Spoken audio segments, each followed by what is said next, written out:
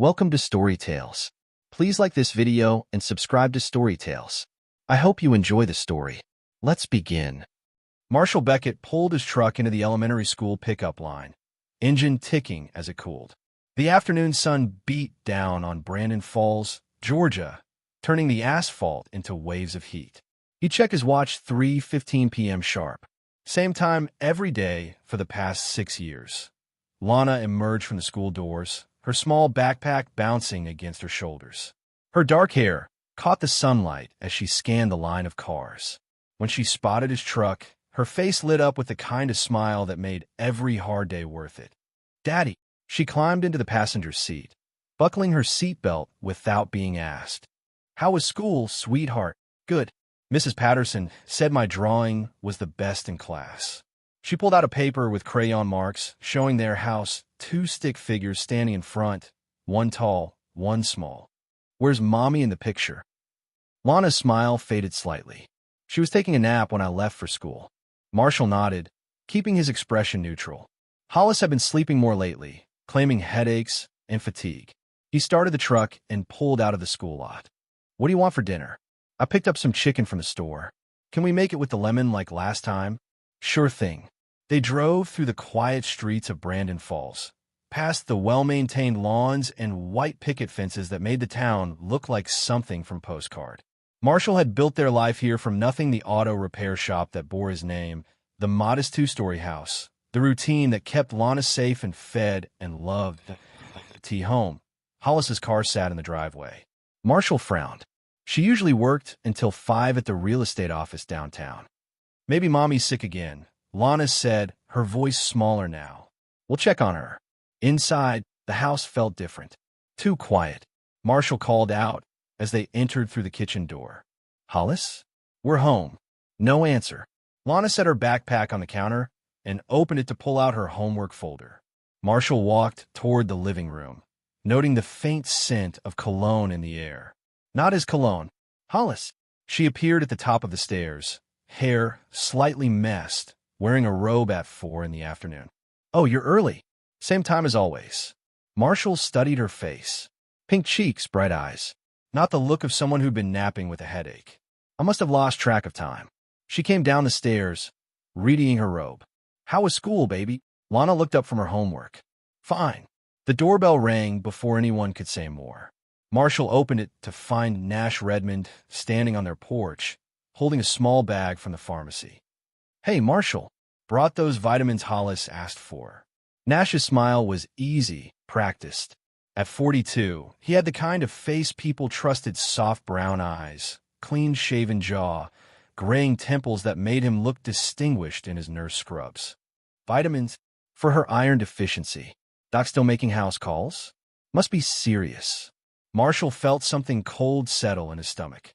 "There's no doctor visiting." Nash's smile froze for just a beat. His eyes flicked past Marshall toward the stairs where Hollis stood. "Oh, huh. Must have mixed you guys up with the Hendersons. They had a cardiologist come by last week." He handed Marshall the bag. "Well, these should help either way." "Thanks." Marshall's voice sounded normal, but his mind was spinning. Nash worked at the urgent care center. He knew every doctor in town. He didn't mix people up. After Nash left, Marshall found Hollis in the kitchen starting dinner. "You feeling okay?" "Nash seemed to think you had a doctor visiting." Hollis laughed, but sounded forced. "You know Nash, always mixing things up. I told him I had a little scare with some fatigue, but it's nothing serious. Just need more iron." Marshall nodded, watching her face. She wouldn't meet his eyes. "What kind of scare?" "Just some dizziness. Low blood pressure." "It's fine, Marshall." "Really?" She turned back to the stove. Conversation closed. But Marshall had learned to notice things during his time in Iraq. The way people moved when they were hiding something. The subtle changes in voice and posture that meant danger was close. His wife was lying to him. Over the next 2 weeks, Marshall paid attention. It started small little inconsistencies that might have meant nothing individually, but formed a pattern when viewed together. The garage door opener. Marshall checked the logs on their ring system every morning, a habit from his military days. The garage had opened at 2:30 p.m. on Tuesday, while he was at the shop. When he asked Hollis about it, she said she'd come home for lunch and forgotten something. but her car had never left the real estate office. He'd driven past on his way to pick up parts. Then there were the phone calls. Hollis had always been careful about her privacy, but now she deleted her call history every night. When Marshall casually asked who kept calling, she said it was work stuff. Boring real estate contracts. The biggest change was in Lana.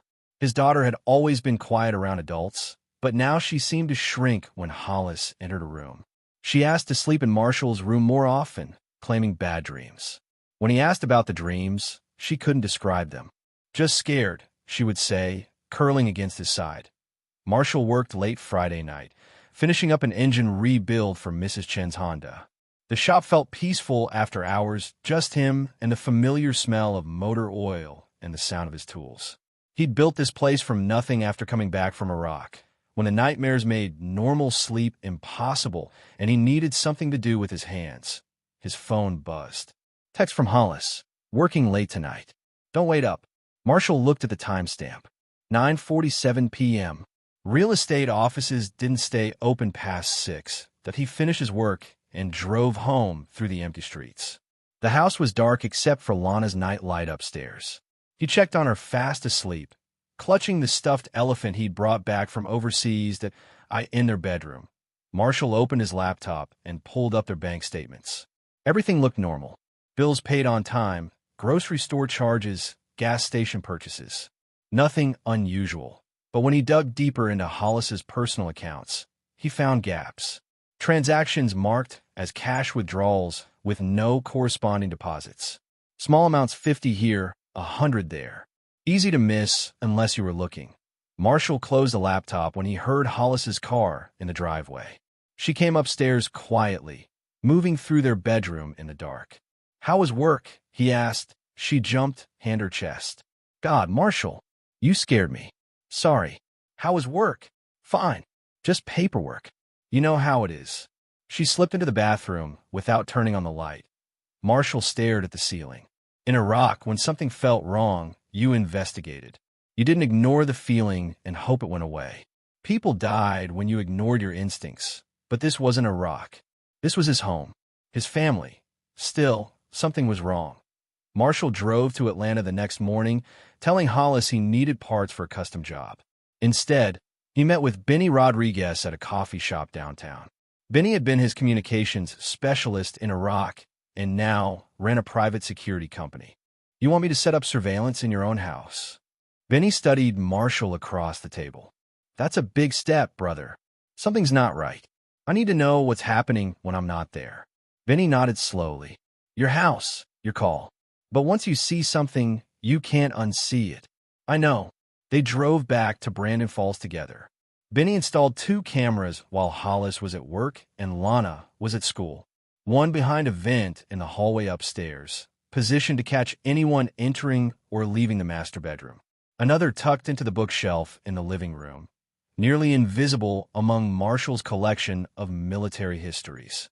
Motion-activated, infrared-capable, wireless transmission to your phone, Benny explained. You'll get alerts in real time. That afternoon, Marshall told Hollis he'd be working late again. A rush job for the mayor's wife. Had to be done by morning. Instead, he parked 3 blocks away and monitored the camera feeds on his phone. At 7:30 p.m., the front door opened. Nash entered like he lived there. No hesitation, no knocking. Hollis greeted him in the living room, and they embraced. Not a friendly hug. A lover's embrace. Marshall's hands tightened on his phone. He'd suspected the affair, but seeing it still hit like a physical blow. 7 years of marriage. 6 years of raising Lana together. And Hollis was throwing it away for Nash Redmond. But then Lana walked into the frame. She must have heard voices and come downstairs. Nash turned toward her, and his whole demeanor changed. He crouched to her level, pulling something from his pocket, a red lollipop. Marshall watched Nash whisper something to Lana. She backed up, shaking her head. Nash kept talking, holding out the candy. Lana looked uncomfortable, glancing toward Hollis for help. Hollis said something Marshall couldn't hear from the camera's audio. Nash laughed and ruffled Lana's hair. She flinched away from his touch. Then the screen went black. Marshall stared at his phone, heart hammering. 5 seconds of nothing. When the feed returned, Nash was gone. Lana wasn't in the room. Hollis stood alone, looking toward the stairs that Marshall's breathing turned shallow. Someone had cut the camera feed, deliberately, and during those 5 seconds, something had happened to his daughter. He drove home fast, bursting through the front door. "Where's Lana?" Hollis looked up from the couch, where she was watching television like nothing had happened. "Upstairs. Homework." Marshall took the stairs 2 at a time. Lana's door was closed. He knocked softly. "Come in." She sat at her desk, coloring book open, crayons scattered around her. She looked up with wide eyes. "Hi, Daddy. How are you doing, sweetheart?" "Good." But her voice was smaller than usual. Marshall noticed the red lollipop stick in her trash can. "Did someone give you candy?" Lana's crayon stopped moving. "Mommy said not to tell." "Tell what?" "About Mr. Nash visiting. She said it was a secret." Marshall knelt beside her chair. "Lana, you can tell me anything. I won't be mad." She looked toward her closed door, then back at him. "He makes me nervous." "Why?" "He asks funny questions. About my body. About if I like secrets." She colored harder, pressing the red crayon into the paper. "I don't like him." Marshall's vision went red around the edges. "What kind of questions?" "I don't want to say." Lana's eyes filled with tears. "Am I in trouble?" "No, baby. You're not in trouble." Marshall pulled her into his arms. "You're never in trouble for telling me the truth." But inside, rage was building like a storm. Marshall called his sister Saturday morning while Hollis was at the farmer's market with Lana. "I need to see you. Today." Delia Rhodes lived 3 hours away in Macon, in a small house behind a tall fence. She'd retired from a sheriff's department after 20 years and now spent her time restoring classic motorcycles. At 44, she was tougher than most men Marshall knew and had never liked Hollis. "You look like hell," she said when he arrived. Marshall showed her the camera footage on his laptop. Delia watched without speaking, her jaw getting tighter with each replay. 5 seconds blacked out, she said finally. "That's deliberate. Someone cut that feed. Look here." He moves toward the router before the blackout. She was right. In the last frame before the feed died, Nash was walking toward the corner where their Wi-Fi router Saturday. Hollis knew about the cameras. Had to. She's the one who turned off the Wi-Fi. Delia leaned back in her chair. "What did Lana say?" Marshall told her about the conversation, about the inappropriate questions, about Lana's fear. Delia's expression grew darker. "This isn't just an affair, Marshall. This is predatory behavior." "I know. Have you noticed any other changes in Lana? Sleep problems? Regression behaviors?" Marshall thought about the bedwetting that had started again 2 months ago. The nightmares. The way Lana had become clingy and quiet. "Yeah, all of that." Delia stood up and walked to her kitchen, returning with a beer. "We need to document everything. Patterns, timeline, evidence. Because what you're describing sounds like grooming." "Grooming?" "How predators prepare children for abuse. They build trust, introduce physical contact gradually, normalize inappropriate behavior. The lollipop, the secret questions, those are textbook tactics." Marshall's hands clenched into fists. "If he's touched her, we handle this the right way. Legal way. Because if you kill him, you go to prison and Lana grows up without her father." Delia was right, but every instinct Marshall had was screaming for violence. In Iraq, when someone threatened innocent people, you eliminated the threat. Clean and simple. But this wasn't Iraq. This was Brandon Falls, Georgia, and he had to think like a father, not a soldier. "What do? We build a case. Document everything. Find out what else they're hiding." Delia pulled out her own laptop. "Let's start with Nash's background." 20 minutes of searching revealed Nash's employment history, his nursing license, his clean record. But buried in a local Tennessee newspaper from 4 years ago, they found a small item. Local nurse Nash Redmond was cleared of charges related to inappropriate conduct with a minor patient after the family reached a private settlement with Mercy General Hospital. Marshall stared at the screen. He's done this before, and got away with it. Probably part of why he moved to Georgia. Delia printed the article. "What about Hollis? Any financial irregularities?" Marshall pulled up their bank statements again, but this time Delia showed him what to look for. The cash withdrawals formed a pattern always the day after Nash visited. Always in amounts just under $200. She's paying him, Delia said. Or he's paying her. Either way, money's changing hands. For what?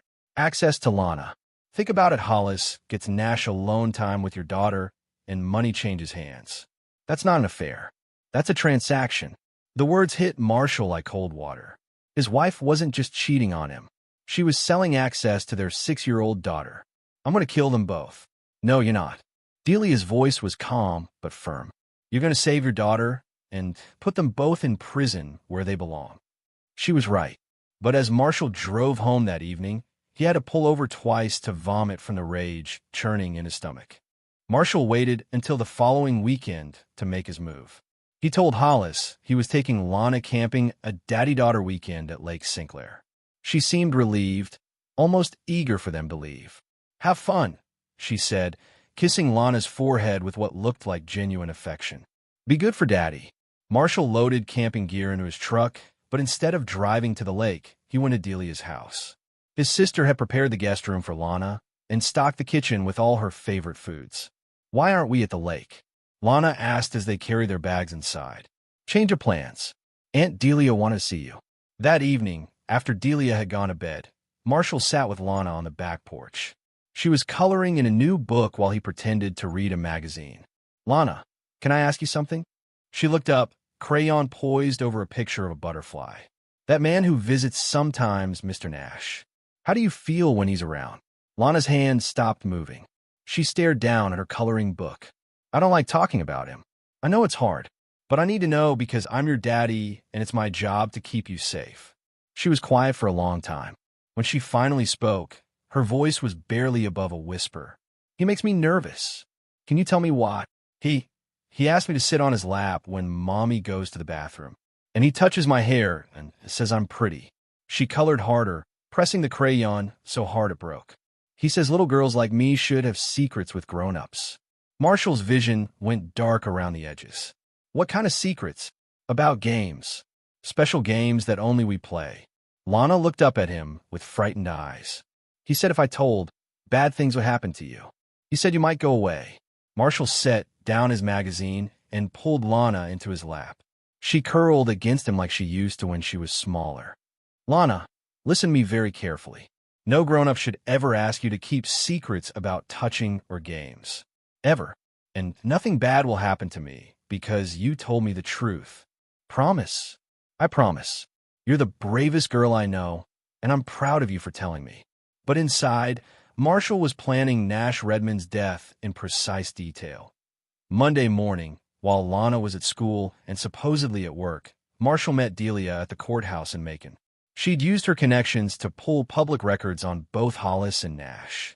Found something interesting, Delia said, spreading papers across a conference table. Your wife's been busy. The first document was a life insurance policy.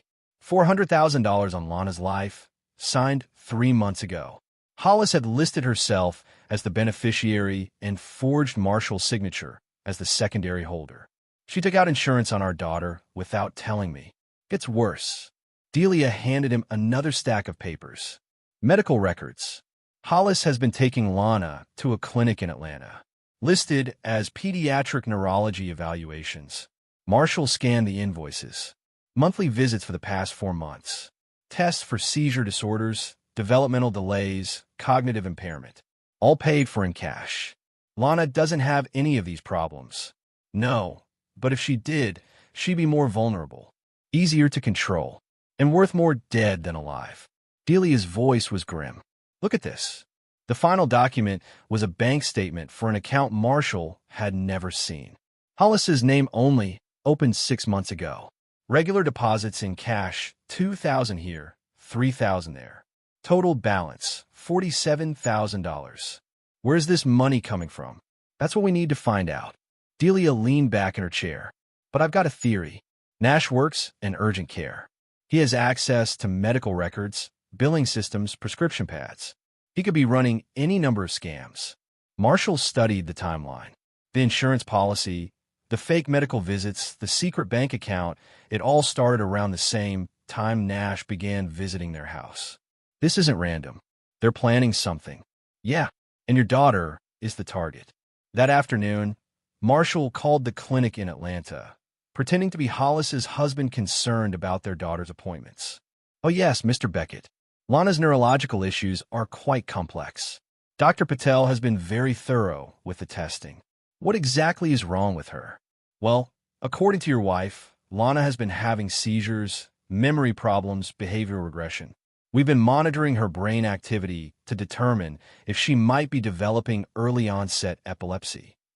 Marshall's blood ran cold. "Seizures?" Mrs. Beckett has been very concerned. She mentioned that Lana sometimes forgets conversations, acts confused, has trouble walking. Very troubling symptoms for such a young child. After he hung up, Marshall sat in his truck outside Lana's school, trying to control his breathing. Hollis had been describing symptoms of brain damage or severe neurological disease, none of which Lana actually had. But if something happened to Lana, an accident, a sudden illness, the medical records would show a history of serious problems. Problems that could explain a tragic early death. And Hollis would collect $400,000. That evening, Marshall drove to the other side of town to visit Hollis's sister Marla. The two women had never gotten along, and Marla had skipped their wedding after a fight about money. Marla lived in a small apartment behind a convenience store she managed. She invited Marshall in, but looked suspicious. "If you're here about borrowing money, Hollis already tried that route." "I'm not here about money. I need to understand something about your sister." Marla poured herself a glass of wine and gestured for Marshall to sit on her couch. "What do you want to know? Growing up, how was she with attention, with being cared for?" Marla laughed bitterly. "Hollis? She was Mama's little princess. At least when she was sick." "What do you mean?" Hollis figured out early that Mama only paid attention to her when something was wrong. So something was always wrong. Stomach aches, headaches, mysterious pains that doctors could never find. Marla took a long sip of wine. "I remember one time, she convinced Mama she had appendicitis. They rushed her to the hospital, ran all kinds of tests. Nothing wrong with her." Marshall felt pieces clicking into place. "Did your mother believe her?" "Always. Mama ate up the drama. Poor little Hollis, so sick, so fragile. Meanwhile, I was getting straight A's and working part-time jobs, and nobody noticed." Marla's voice was bitter. Hollis learned that being the victim got her love. "What about when she got older?" "Same pattern. She'd get sick whenever boyfriends started losing interest. Mysterious illnesses that required lots of care and attention. I told you she was trouble when you started dating her." Marshall remembered. Marla had pulled him aside at a family barbecue and warned him that Hollis collected drama like some people collect stamps. He hadn't listened. "There's something else," Marla said. "About 5 years ago, Hollis asked me about life insurance, specifically about policies on children. Said she was worried something might happen to Lana and wanted to know how much coverage was normal." "What did you tell her?" "That most people don't insure their kids for hundreds of thousands of dollars. That it was weird." Marla set down her wine glass. "Why are you asking all this, Marshall?" He told her everything. The affair, Nash's behavior with Lana, the insurance policy, the fake medical records. Marla's face grew paler with each detail. "Oh my God, she's gonna hurt that little girl. I won't let that happen. You have to stop her. Whatever she's planning, you have to stop her." Marla grabbed his arm. "Hollis doesn't care about anyone but herself. She never has. And if she thinks Lana is worth more dead than alive." Marshall didn't need her to finish the sentence. He drove home with a clear understanding of what he was facing. His wife wasn't just having an affair or even just enabling a predator. She was actively planning their daughter's death for insurance money, and she was using Nash's attraction to children to help her do it. Marshall spent the next week planning with military precision. He moved Lana to Delia's house permanently, telling Hollis it was temporary while he dealt with a family emergency in Macon. Hollis seemed unconcerned about their daughter's absence. With Benny's help, he installed professional-grade surveillance throughout the house. Motion sensors, audio recording, hidden cameras with battery backup that couldn't be disabled by cutting the Wi-Fi. Everything transmitted to a secure server off-site. The final piece was the bait. Marshall planted a journal in Lana's room, written in crayon to look like a 6-year-old's handwriting. "Today, Mr. Nash came over again. He wanted to play the secret game, but I said no. He got mad that I told Daddy about Mr. Nash. Daddy said he's going to tell the police tomorrow. I'm scared. Then Marshall told Hollis he was taking a job in Alabama, a big restoration project that would keep him away for 3 days. He made sure Nash overheard the conversation when he called the house. 3 whole days. Hollis had said, "That's a long time. Good money. We could use it for Lana's medical bills." After Marshall hung up, he drove to a motel 20 miles away and waited. The surveillance cameras activated at 2:17 p.m. the next day. Nash's car pulled into their driveway, and he entered the house using his own key. Marshall watched from his laptop as Nash went straight to Lana's room. He found the journal within minutes. Marshall watched Nash's face change as he read the crayon writing. Panic, anger, then calculation. Nash pulled out his phone and called someone. The audio was crystal clear. "We have a problem." The kid talked. Hollis's voice came through the phone speaker. "What do you mean talked?" "She told Marshall about our visits. He's going to the police tomorrow." "Damn it, Nash. You said this was under control." "She wasn't supposed to say anything. Kids this age usually don't." There was silence on the other end of the line. Then Hollis spoke again, her voice cold. "We move up the timeline. Tonight. Are you sure? The insurance policy is active. How about the medical records showing her condition? If something happens to her tonight, an accident, a seizure in the bathtub, it'll look natural." Marshall's hands shook as he recorded every word. "What about Marshall?" Nash asked. "He's 3 hours away. By the time he gets back, it'll be over. I'll be the grieving mother who lost her sick little girl. And the money, we split like we planned. 200,000 each. Enough to start over somewhere else." Nash was quiet for a moment. "What if she fights?" "She won't. Not if you give her the right dose first." "I don't like this, Hollis. Killing a kid. You like touching her well enough. And you've been taking my money for months. You're in this as deep as I am." Marshall heard Nash sigh through the phone. "Fine, but we do this clean. No evidence. There won't be any. Lana's staying at Delia's tonight, remember? We'll pick her up for a special surprise. By morning, it'll all be over." The call ended. Marshall watched Nash pocket the journal and leave the house at 6:30 p.m. Hollis called Delia's number. "Hey, it's me. I'm coming to pick up Lana for the night. I miss her." Delia, who had been coached on what to say, played her part perfectly. "She's having dinner. Can you give me an hour?" "Sure. We'll be there around 8. Marshall caught that. Nash would be coming too. Marshall called the Georgia Bureau of Investigation from his motel room. Then he called the local police. Then he called the FBI field office in Atlanta at 7 p.m. There were 16 law enforcement officers positioned around Delia's house and the road leading to IT at 8:03 p.m. Nash's car pulled into Delia's driveway. Both Nash and Hollis got out, walking toward the front door like they were picking up a child for ice cream. They never made it to the porch. Marshall sat in the GBI field office in Macon, watching through one-way glass as agents questioned his wife. Hollis had been crying for 3 hours, playing the role of confused victim. "I don't understand what you think I've done," she sobbed to Agent Patricia Williams. "I was just picking up my daughter, with a syringe full of ketamine in your purse." Hollis's face went pale. "I don't know how that got there." Agent Williams placed a photo on the table. Nash being arrested with a medical bag containing enough sedatives to kill a horse. "Your boyfriend says you gave him the drugs. Says you planned the whole thing." Nash is lying. He's trying to save himself. But Marshall knew they had more than Nash's confession. The surveillance footage from the house showed everything. The audio recordings captured their plan in detail. The financial records proved the money trail. Benny had also traced Nash's background further. 3 different states for different hospitals, always leaving quietly after budget cuts or restructuring.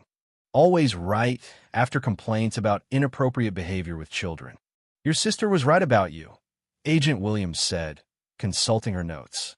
"Marla told us about your pattern of faking illnesses for attention. She says you've been planning something like this for years." Marshall had driven to Marla's apartment the night before the arrests. She'd been horrified but not surprised when he explained Hollis's plan. "I knew she was sick, but I never thought." Marla had shaken her head. "I should have said something years ago.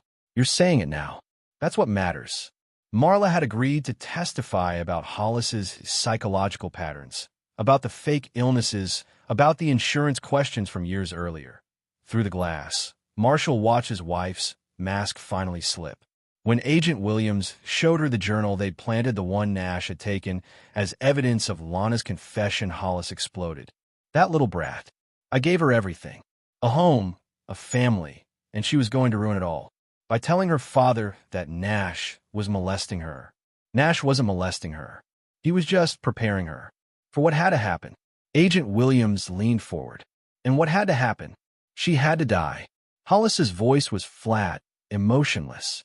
The insurance money was our way out. Away from this boring little town, away from Marshall and his stupid garage. So you decided to kill your 6-year-old daughter for money. She wasn't really mine anyway. She looks just like Marshall. Acts like him, too stubborn, asking too many questions.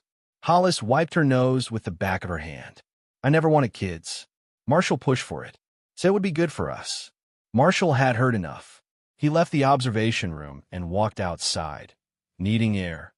Delia found him in the parking lot, smoking a cigarette he'd bummed from one of the agents. How are you holding up? I keep thinking about all the signs I missed. All the times I should have known. You couldn't have known she was planning murder. Marshall. Normal people don't think that way. But Marshall couldn't shake the feeling that he'd failed. As a husband, as a father, as the one person who was supposed to protect Lana from exactly this kind of evil. Where is she now? Lana? Safe. Playing with my neighbor's kids like none of this ever happened. Delia sat on the hood of his truck. She's going to be okay. Kids are tougher than we think. Marshall hoped his sister was right. Marshall didn't wait for the legal system to move slowly. While Hollis and Nash sat in jail awaiting trial, he took action. First, he leaked the surveillance footage to Channel 11 News in Atlanta. The reporter, Sarah Kim, had covered child exploitation cases before and understood the significance of what she was seeing. This is one of the most disturbing cases I've ever encountered, she said during her evening broadcast. A mother and her lover planning to murder a 6-year-old girl for insurance money, using sexual abuse as part of their scheme. The story went viral within hours. Local news picked it up, then national outlets. By morning, reporters were camped outside the Brandon Falls Police Department and the urgent care center where Nash had worked. Marshall also sent copies of everything to Nash's employer. The medical director called him personally. Mr. Beckett, I want you to know that Nash Redmond has been terminated immediately. We're conducting a full review of his time here and cooperating completely with law enforcement. What about the other children he might have hurt? We're reaching out to every family whose children he had contact with. This won't happen again. But Marshall knew it would happen again, somewhere else with someone else. Predators like Nash always found new hunting grounds. The Georgia Nursing Board revoked Nash's license within a week. The story had generated so much public pressure that they had no choice but to act quickly. Marshall also hired the best family attorney in the state, a woman named Rebecca Torres who specialized in custody cases involving abuse. This should be straightforward, she told him during their first meeting. Your wife planned to murder your child. No family court judge in Georgia will give her custody. I want more than that. I want her parental rights completely terminated. That's harder. Usually requires a pattern of abuse or abandonment. Marshall handed her a thick folder. Insurance fraud, child endangerment, conspiracy to commit murder, enabling sexual abuse. How's that for a pattern? Rebecca looked through the documents, her eyebrows rising. This should do it. The DA's office moved quickly too. District Attorney James Morrison was up for re-election and understood the political value of prosecuting a case that had captured national attention. We're seeking the maximum penalties for both defendants, he announced at a press conference. The attempted murder of a child for financial gain represents the worst kind of depravity. Nash's lawyer tried to make a deal cooperation in exchange for reduced charges. But the evidence was so overwhelming that Morrison rejected any plea bargains. They planned to kill a 6-year-old girl, he told Marshall. They don't get to negotiate their way out of consequences. Marshall was glad to hear it. He'd had enough of people escaping justice. The trial began 6 months later in the Macon County Courthouse. Marshall had been dreading it, but he knew Lana needed to see that the system could work, that bad people faced consequences for their actions. Hollis's lawyer, a slick defense attorney from Atlanta named Richard Cross, tried every angle he could think of. "Ladies and gentlemen of the jury," he said during opening statements, "my client is not a monster. She's a woman who fell under the influence of a manipulative predator who convinced her to do terrible things." But the evidence was overwhelming. The surveillance footage played in court showed Hollis planning every detail. The audio recordings captured her voice discussing the murder with cold calculation. The financial records proved she'd been preparing for months. Nash's defense was even weaker. His lawyer claimed he'd never intended to hurt Lana, that he was only going along with Hollis's plan to protect the child. Protect her by sedating her and drowning her in the bathtub? Prosecutor Janet Lee asked during cross-examination. Nash had no answer for that. The most damaging testimony came from Dr. Rebecca Patel, the neurologist who'd been treating Lana for fake symptoms. Mrs. Beckett described severe neurological problems that simply didn't exist. Dr. Patel testified. "When I asked to examine the child directly, Mrs. Beckett always found excuses to postpone. Now I understand why." Delia testified about the financial evidence, walking the jury through the timeline of the insurance policy, the secret bank account, the fake medical bills. Marla testified about Hollis's psychological patterns, her history of faking illnesses for attention, her questions about insuring children. "My sister has always been manipulative," Marla said, "but I never thought she'd hurt child. I blame myself for not speaking up sooner." The defense tried to paint Marshall as a controlling husband who drove his wife to desperation. Cross brought up Marshall's military service, suggesting that PTSD had made him paranoid and abusive. "Mr. Beckett, isn't it true that you suffered severe psychological trauma during your deployment to Iraq?" "Yes. And isn't it true that this trauma made you suspicious of everyone around you?" "It made me careful." "That's different. Careful enough to spy on your own wife. Careful enough to protect my daughter from people who wanted to hurt her." Cross pushed harder. "You installed hidden cameras in your own home without your wife's knowledge. You tracked her movements, monitored her phone calls, investigated her financial records. That sounds like stalking, not protection." Marshall looked directly at the jury. "My daughter told me she was scared of a man who was asking her inappropriate questions and touching her. My wife was enabling that man's access to my child while planning to kill her for insurance money. I did what any father would do." The jury seemed to agree. After 4 days of testimony, they deliberated for less than 2 hours. Guilty on all counts for both defendants. Nash received 25 years for conspiracy to commit murder, child sexual abuse, and drug trafficking. He'd be eligible for parole in 15 years, when he was 57. Hollis received life without parole for attempted murder and insurance fraud. The judge, Helen Morrison, was particularly harsh during sentencing. "You planned to kill your own child for money," she said. "You enabled a predator's access to that child. You showed no remorse, no maternal instinct, no basic human decency. You will spend the rest of your life in prison, and our community will be safer for it." Marshall felt no satisfaction watching his wife led away in shackles. Only relief that it was over. Outside the courthouse, reporters tried to interview him. He pushed past them without speaking, focusing only on getting back to Lana Point 6 months later. Marshall and Lana lived in a small house in Macon, 3 blocks from Delia's place. Marshall had sold the auto shop in Brandon Falls and opened a new one near downtown Macon. The change of scenery was good for both of them. Lana was seeing a therapist twice a week, a kind woman named Dr. Angela Foster, who specialized in childhood trauma. The session seemed to help Lana, slept better now, smiled more often, had stopped wetting the bed.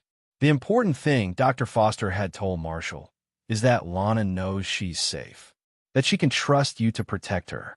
Children are remarkably resilient when they feel secure. On this particular evening, Marshall was teaching Lana how to change a tire in the driveway of their new home. She knelt beside him as he showed her how to position the jack, her small hands eager to help. "Why do I need to know this, Daddy?" "Because someday you might be driving alone and get flat tire. I want you to be able to take care of yourself. But you'll always be there to help me, right?" Marshall tightened the last lug nut and looked at his daughter. At 6 years old, she was already showing signs of the strong woman she'd become: independent, curious, unafraid to ask hard questions. I'll always be there when you need me. But part of being a good father is teaching you to be strong on your own too. They finished the tire change and went inside for dinner. Lana helped him make grilled cheese sandwiches, standing on a step stool to reach the stove. They ate at the small kitchen table, talking about her day at school, her new friends, the book she was reading. After dinner, they walked to the backyard where they'd planted an oak tree the week before. It was small now, barely 3 feet tall, but the roots were already taking hold. How long before it gets big? Lana asked. Years. Maybe decades. But it'll be strong. Oak trees live for hundreds of years. Will we still live here when I'm old? We'll live wherever makes you happy and keeps you safe. That night, Marshall read Lana 2 chapters from her favorite book before tucking her into bed. She decorated her new room with drawings from school and photos of the 2 of them together at the beach, at the zoo, working in the garage. Daddy. Yes, sweetheart. Am I safe now? It was a question she asked sometimes, usually at bedtime when the darkness made her think about scary things. Marshall always gave her the same answer. Forever and always. Nobody will ever hurt you again. Promise? I promise. Lana smiled and closed her eyes. Within minutes, she was asleep. Marshall stood in her doorway for a long time, watching her breathe. He thought about Hollis sometimes, wondered if she ever regretted what she'd done. Probably not. Dr. Foster had explained that people like Hollis narcissists with sociopathic tendencies rarely felt genuine remorse. She buried her own humanity, Dr. Foster had said. But she couldn't bury yours or Lana's. Outside, the wind moved through the oak tree they'd planted, rustling its young leaves. It would grow strong here, Marshall thought. Deep roots, straight trunk, branches reaching toward the light. Just like his daughter, he turned off Lana's light and headed to his own room, finally at peace. The nightmares from Iraq had stopped coming. The hypervigilance that had saved his life overseas and his daughter's life at home was finally allowing him to rest. Tomorrow would bring new challenges. Lana would grow up, ask harder questions, face problems he couldn't solve for her. But tonight, she was safe and loved and dreaming of good things. That was enough. That was everything.